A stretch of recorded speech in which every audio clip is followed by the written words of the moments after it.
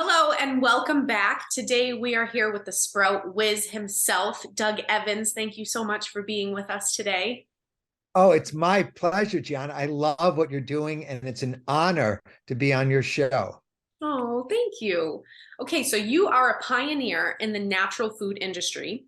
You co-founded Organic Avenue, which was the first major organic cold pressed juice and raw food retailer in the United States. You also created a juicer called Juicero. You are the best-selling author of the Sprout book, which I Yay! you own and operate a natural springs Airbnb, and you are an all-around advocate for health and plant-based living. That's right. Yeah, no, I live at Wonder Valley Hot Springs near Joshua Tree. That's amazing. So, I'm so excited to come visit you guys. Please tell us about your story and how you became such an advocate for health.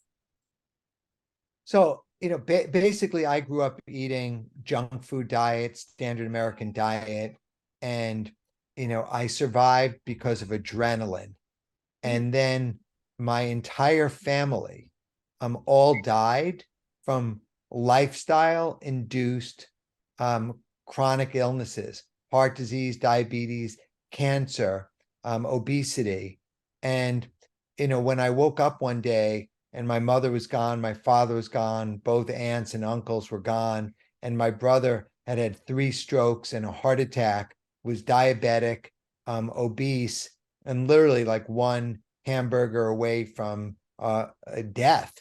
That's when I kind of had my come to cucumber moment, and I made the connection between diet and lifestyle, and chronic illness. And that was in April of this year, will be 24 years that I Wow. went from eating anything to, I did 1 week of vegetarian, I did 1 week of vegan, and then I crossed over to raw vegan.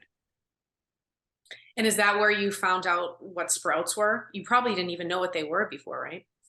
No, but believe it or not, like being in New York City and always loving nature, Yeah. I'd been going to the farmers market, so I'd been drinking wheatgrass shots and eating sunflower shoots, but I always looked at sprouts as something like super nutritious, but as a garnish or as an accessory or maybe a snack. And that's how they were for decades for me until in like when I moved to the Mojave Desert and I moved to the hot springs, which is a great segue, I woke up and my Yeti cooler had been depleted. And I went on my phone and I'm like, vegan near me. And there was nothing near me to eat. And I realized that not only was I in the Mojave Desert, I was in a food desert. And that if I wanted to be healthy, I needed to grow my own food, and I'd never grown anything before, right? So that's when that night, as I'm staring up at the stars and I'm seeing the galaxies, I had the revelation, the insight, the download, that sprouts were food, that sprouts were vitamins and minerals, that sprouts were medicine, and that if I actually took the initiative to plant these seeds or grow these seeds or germinate these seeds, that would be my path. And within a month, within 30 days, I was growing more than enough calories, more than enough vegetables in 1 cubic foot to totally satisfy, satiate, and nourish me. That's amazing. That's amazing. You say in your book there is no other sustainable food on earth more nutritious than sprouts, and that they are part of the fountain of youth. What makes them so nutritious? Well, if you think about them, uh, plants in general are very healthy, Mhm. right? And without plants on the planet, there would be no life as we know it. And it all begins with seeds. And so it turns out that these seeds contain with them a endosperm, an embryo, and something that's very hard to measure, which is life force. So a single seed, is a dormant living organism. And when you add water to that seed and you nourish it and you do a basic protocol for it, that seed will grow into a sprout, into a microgreen, eventually into a market stage vegetable, will then flower, will then fruit, and replicate itself over and over and over again. So if we think about what makes sprouts so nutritious, they're almost like stem cells. They are small, but very, very powerful. And this is scientifically validated that sprouts can have 20 to 100 times the polyphenolic compounds, the bioflavonoids of the nutrition of mature vegetables. So as a vegetable is getting bigger, it's getting more fiber, it's getting more water as it's absorbing, but it's not getting more of like the anti-cancer compounds like myrosinase and glucoraphanin or other polyphenols. They're just growing bigger. So it turns out that the younger stage plant you're getting, the more concentrated the nutrients are. Also, from a bioavailability perspective, if you think about alfalfa, right? Alfalfa is the hay that they feed horses, which is very dry, very roughage, very nutritionally dense for a horse. When we're consuming alfalfa sprouts, they're biodegradable, they're tender, they're water soluble, fiber is very approachable. So it's just a level that when you're eating things that are young and tender and concentrated, they're super nutritious. And the fact that you can grow them on your own without soil, without sunshine, without fertilizer is just like one of the greatest insights, miracles, of humanity as we know it.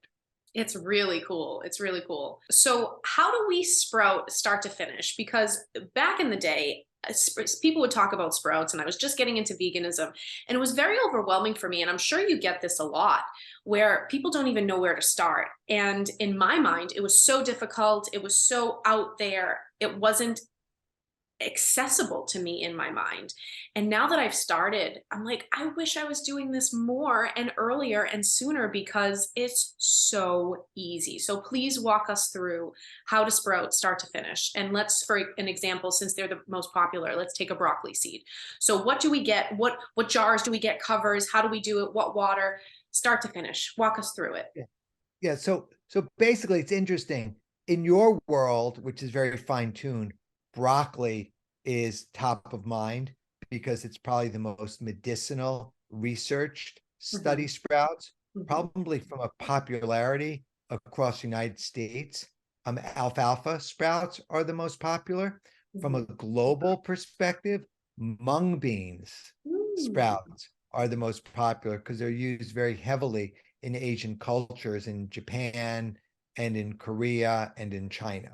Okay. So, and in China also, soy sprouts are very popular. And soybeans, like if you were going to think about consuming soy, like the best way to consume soy would be soy sprouts, because soy sprouts are super concentrated, they're bioavailable, and they're in their unprocessed state. And like that's the essence of how I like to consume, my food is in this raw state of maximum optimum nutrition. So the basic thing is you want to use, look, we're in California, and it's very easy in California to have access to all things. I know your audience, people are following you and listening to your content around the world. So I'm just going to adjust this from a global perspective. So the best thing you could do is with broccoli seeds, or alfalfa or mung bean or lentil or garbanzos, you want to get the best seeds that you can get. And that would be preferably organic and preferably seeds that have been cultivated or at least sorted for the purpose of sprouting, because the seeds that are designed for sprouting are kept freshest and will have the highest germination rate. So you want to get the best seeds. And then, there's a lot of concern about food safety in general. So if you think about you're buying any produce, lettuce or anything from a farm, it's being handled, it's being transported, and many people don't wash, their vegetables. Um, so with seeds, there's a whole process that you can take the seeds and sanitize the seeds. And the different methods are running them under hot water or soaking them in food grade hydrogen peroxide or a blend of sodium hypochlorous or sodium hypochloride, which could be, very similar to bleach or hydrogen peroxide or even white vinegar. So all of these things, like if the seed is contaminated and you surface sanitize the seed, you will reduce the pathogens or the bacteria on the seed, and the seed has a protective shell. It has like an armor around it. So 1 to 5 minutes of this treatment will only kill the bacteria or undesirables on the outside of the seed. It won't penetrate it. And then you soak the seeds in a ratio of like 1 part seed, 4 parts water, so that the seeds will absorb the water and trigger and initiate the germination process. And one of the reasons why I wrote the Sprout book is because there's different methods for sprouting different seeds, there's different timelines. So you want to have that information, in place. And so you could soak the seeds anywhere from 15 minutes if you're soaking a chia or a lentil seed to 5 to 8 hours for some of the other seeds. So you soak them and you make sure that they are all adequately and substantially under the water. And then you rinse them off. And you can rinse them off using a colander. You can use cheesecloth. They make these special lids that fit on mason jars. So I'm somewhat at this stage, I'm agnostic to which products that people are using, because I've seen the sprouts successfully grow in many different circumstances. And then once you soak them overnight and then you rinse them off and you strain off the excess water, you leave them inverted. And typically I'll recommend like a 30-degree angle so that the water will run off, but the seeds and the sprouts will not clump. So if you turn it fully vertical, they can clump on top of each other, and it's better not to clump. Okay. And I actually like to spread the seeds and the sprouts around the rim of the jar, so there is as much surface area being exposed as possible. And so you do that, and then you rinse the seeds twice a day.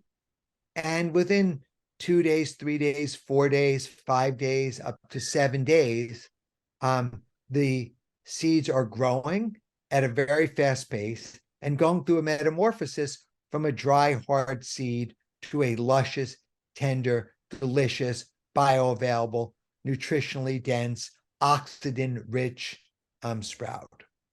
That's amazing. And now let's talk about cost to sprout. The economics are incredible around sprouting.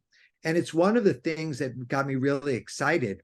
It was one thing for me to use the sprouts for my own nourishment, right? I'm 56 years old, I'm plant-based, I live in the middle of nowhere, so sprouts were key.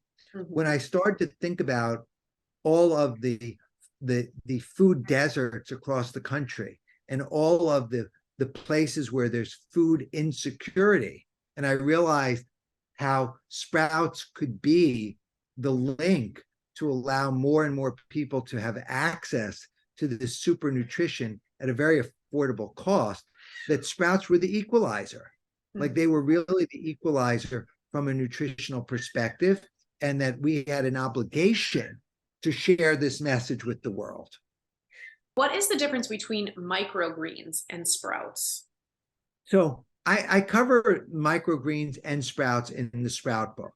The main difference is that sprouts are growing without soil and without a sprouting medium.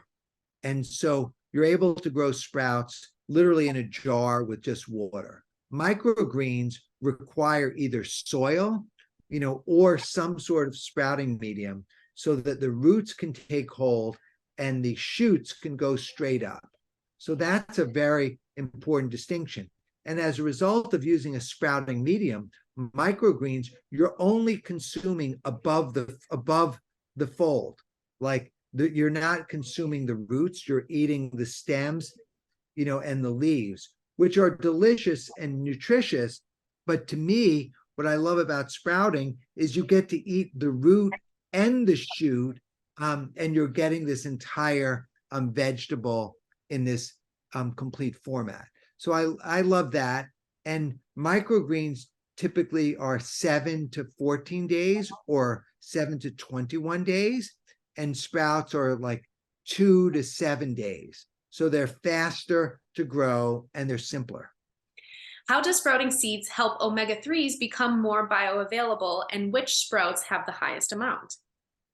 So for omega-3s, medium chain fatty acids, there are three main ingredients for omega-3. There's ALA, there's DHA, and there's EPA. And sprouts are a very good source of ALA. And the ALA, depending on the human bodily constitution, can convert ALA into EPA and DHA. So the sprouts that have the most are chia and flax, have the most. And what I recommend for EPA and DHA is to consume sea vegetables and algae like nori. So that's why if you look at most of my videos, I'm using nori seaweed, because that combination will give you a complete range of the omega-3 medium chain fatty acids. Why is soaking nuts, grains, and beans better for digestion, and how do we do it? Well, if you've heard any of this madness around lectins, Yes. right?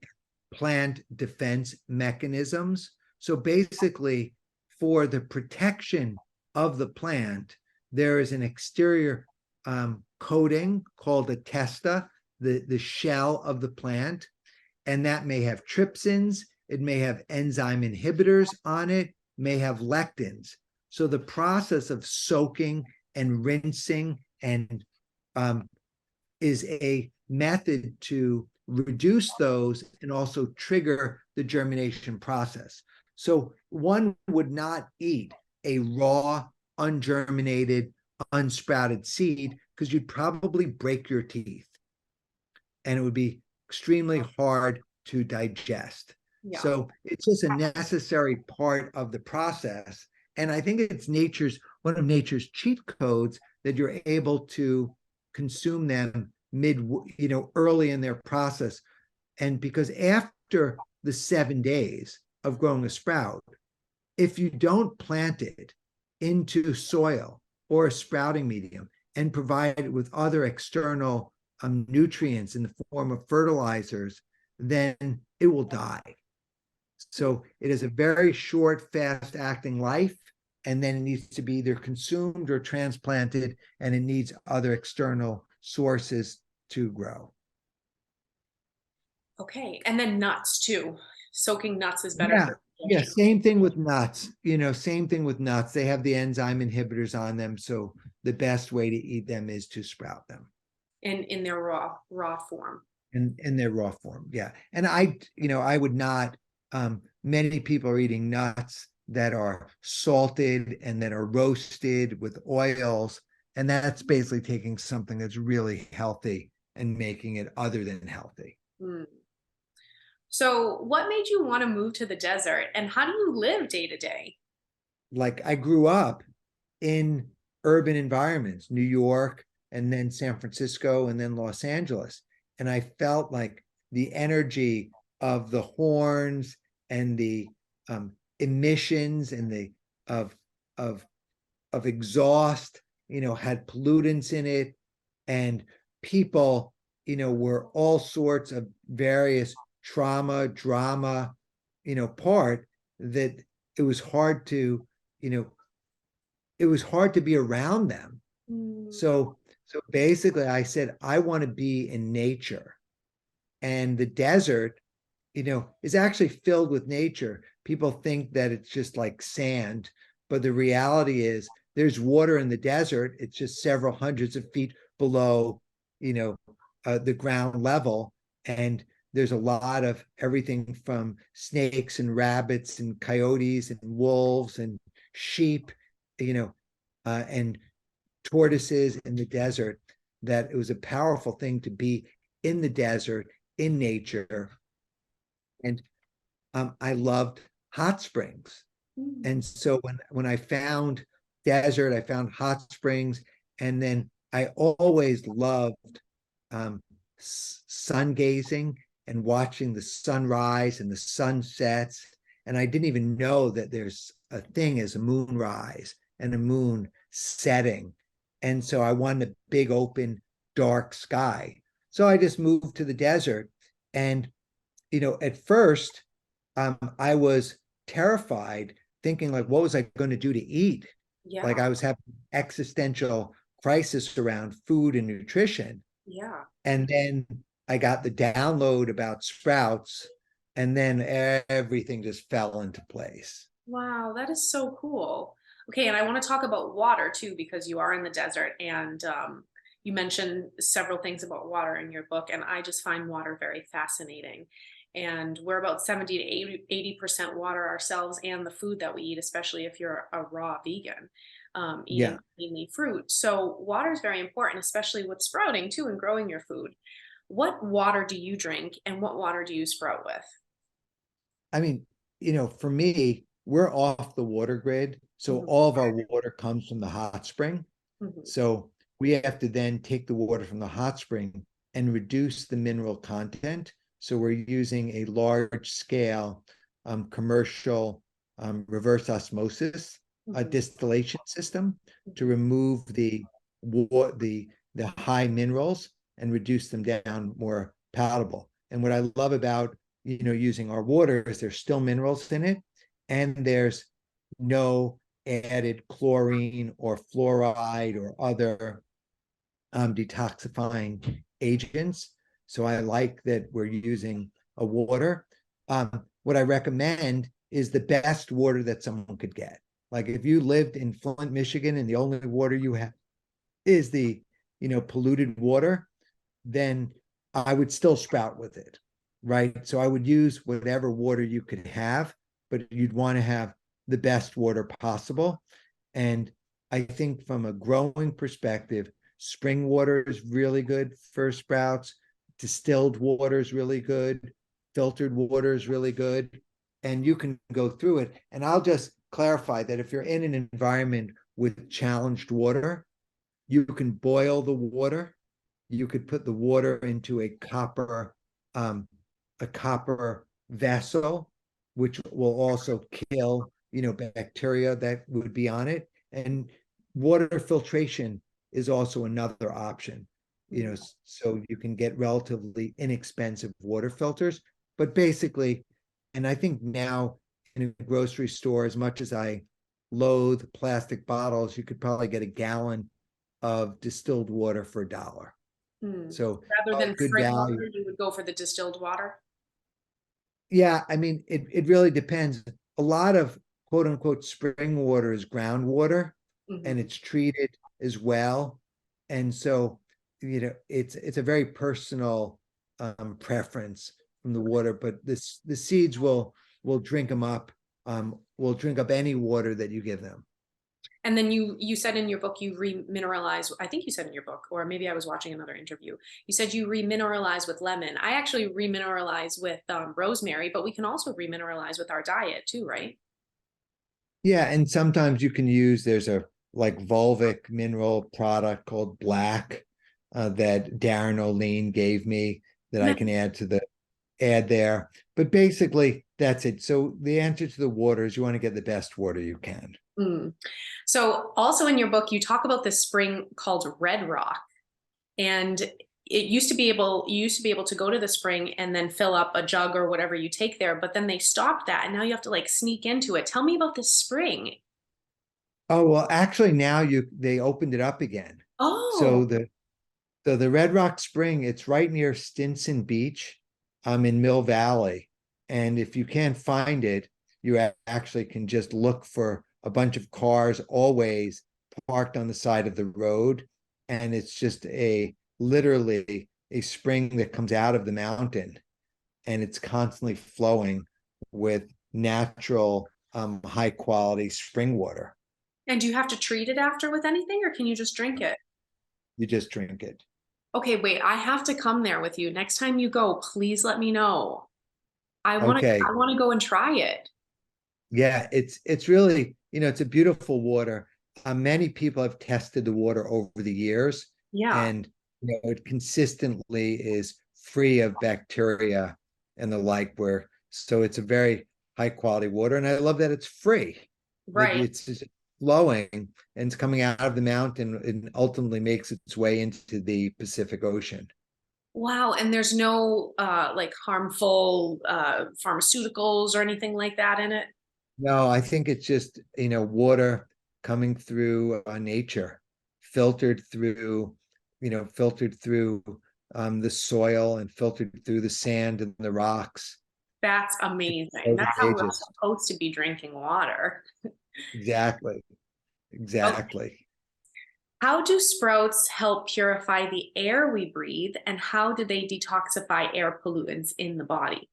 Okay, those are two, very different questions. Okay, let's start So, with the first one. so in the first one, basically, when they're growing, they are consuming carbon and they are releasing oxygen.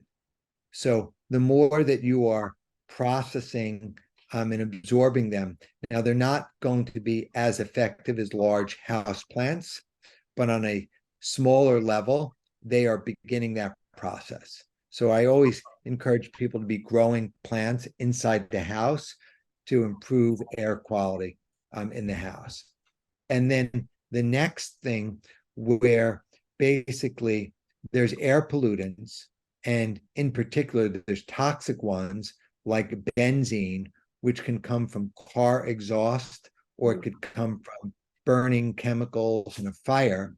And in the course of broccoli seeds, they have a compound in them called glucoraphanin that when it merges and meets the enzyme called myrosinase, it forms the, compound called sulforaphane. And when sulforaphane enters the body, it actually opens up the NRF2 pathways and it can facilitate, the detoxification of benzene and other air pollutants, that may have been, entered in the body at a very cellular level. Wow. So it's a very, complex but very well researched, process, which is one of the reasons why broccoli sprouts are, as popular as they are in health communities because of these various properties. I like it. Okay, the last question. Why is sprouting and eating organic vitally important? Okay, so, eating organic is important because if it's not organic or certified organic, they could be spraying chemicals on them and pesticides, that have been linked and proven to cause cancer. So glyphosate and other parts. So I think the organic process, not only are they not sprayed, but the standards of handling, growing of them are just better for the environment, and as a result could be better for you. Thank you so much for tuning in. Love, Gianna, and Doug Evans.